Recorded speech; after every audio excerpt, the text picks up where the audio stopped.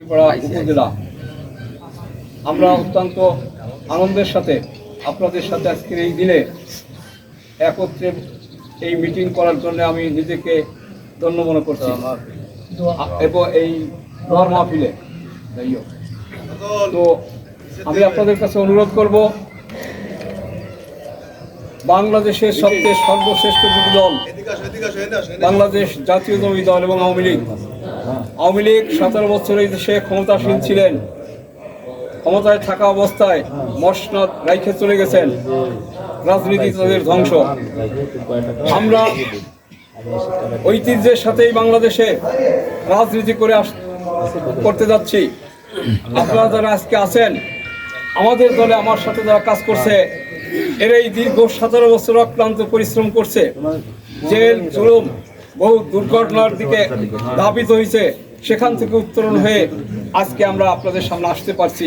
এটা আলহামদুলিল্লাহ, সবাইকে শুকরিয়া আদায় করতে হবে। এখন আমার কথা হলো, আপনারা অত্যন্ত দেশের অবস্থা খুবই খারাপ, এমতো অবস্থায় আপনারা আমাদের সাথে দল করবেন, আপনাদেরকে আমরা নেব, আহ্বান জানাবো, আমাদের সাথে থাকবেন, এটাই আশা করি। কিন্তু বিগত দিনে যারা কষ্ট ক্লেশ করছে এদের সাথে আপনারা সহায়ক অবস্থায় থাকেন। ইনশাল্লাহ আমাদের এই গভর্নমেন্ট শেষ হওয়ার পরে আমরা একটা নির্দলীয় নিরপেক্ষ নির্বাচনের মাধ্যমে ক্ষমতা আসতে চাই।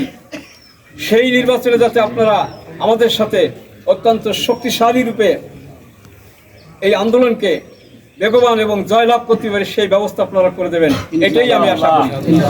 আজকে দেশনেত্রী বেগম খালেদা জিয়ার ওনার রোগ মুক্তির জন্য আমরা এই অনুষ্ঠান আয়োজন করেছি।